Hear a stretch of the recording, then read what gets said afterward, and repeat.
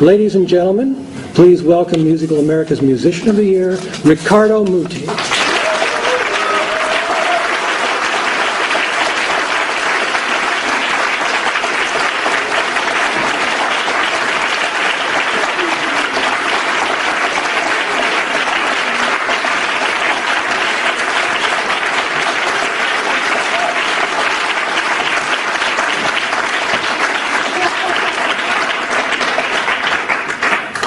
Thank you for your wonderful words.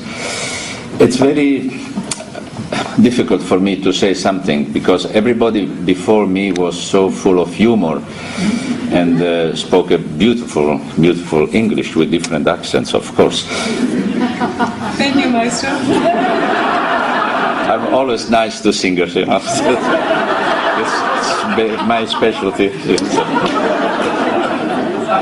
But I was thinking, you know, tonight the awards were received by very distinguished, wonderful artists, and I was thinking, a composer that writes music. So, the maestro spoke about fantasy, but in the end it's concrete, because the notes exist on the paper. So he does something concrete. Then a fantastic violinist, he plays the violin, he produces the sound. A wonderful singer produces the sound singing. A wonderful pianist that plays the keyboard. So I was thinking, what really I do?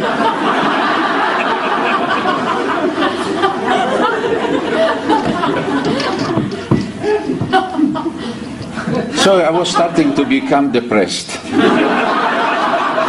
Because I've wasted the entire life.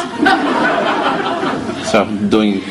But then, as I said to Peter Davis, a phrase came to my mind. My teacher, I had great teachers in Italy, great teachers. And my teacher of conducting was Antonino Votto.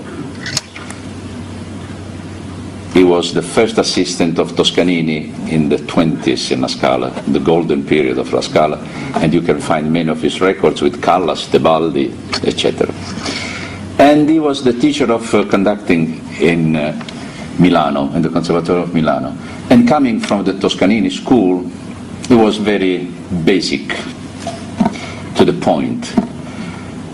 So when we asked questions about how to do this or how to do that, he always said, why you worry? You don't have to play. Just do this, something will happen.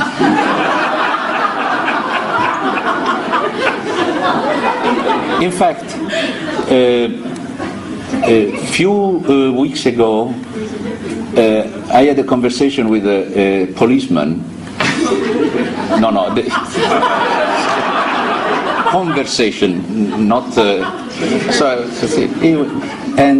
So we were speaking about how life is difficult today, you know, the crisis, this and that.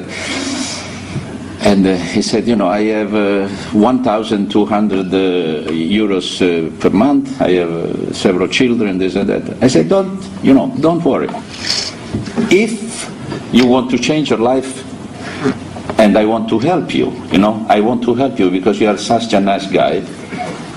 You come to my house, and in 3 minutes, I will teach you how to conduct the Unfinished Symphony of Schubert. He said, what is that? I said, it's not important, what is that? That's not important. He said, and you will earn in one evening more than you earn in a year. So I said, how is that? I said, it's, you know, the first movement is in 3. That means 1, 2.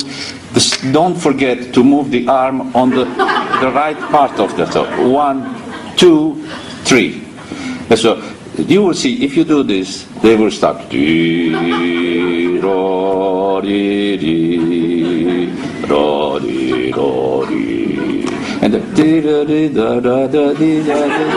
keep going, don't stop, keep going. Then when the orchestra stops, that means that the first movement is over. then in that moment, what you do? In that moment, the public, sometimes we hear some delicate cough in the intervals, in the pause, So ends pianissimo, it's the first movement, finissimo, then you stop. In that moment, you try to look very inspired. Don't look at the orchestra, because you can meet some eyes that are looking at you in a very strange way. So just look in the sky. And sometimes the audience is very affected by this, says, what you see? He's dreaming about certain, and you look. Then when you see that the players are ready, because they put their instruments ready, then you put your hands and do exactly what you did before. Don't forget to move the second. And so will be plum, plum, plum, trim, plum. It starts the second movement of the symphony. Fortunately, it's only two movements. When they stop, you stop. Then you turn, you take your applause, and then you take the check and you sing. And this is what is about conducting. So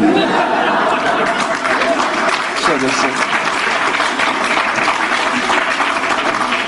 But also, in the same time, a phrase of Vittorio Gui. Vittorio Gui was the famous founder of the Maggio Musicale in Florence. It was a sort of the same period of Toscanini. Actually, they were enemies. And bravo who? Toscanini or Gui? So he said to me when he was 90 years old and I was 27 years old, he said to me, Muti, what a pity to be near to death just now that I was learning how to conduct. And that meant, he meant not to beat time, but to get from the souls of the musicians the music, the feelings, not the notes. The notes are the concrete expressions of the feelings. And that is something that makes the conducting the most difficult profession in the world. Because we have an idea that has to be expressed through the arms and then has to go through the instruments that are played by the fingers or the mouth of players and go to the public. So it's too long way. To beat time is very easy. Anybody can do. Anybody. To make music is very, very difficult. Now everybody is thinking in this room, what you think is, what is your position? Which part? I think that I'm in the middle of the road. And I'm sure that I will never get to the other part of the river, because behind the notes lies the infinite. That means God. And we are too small in front of God.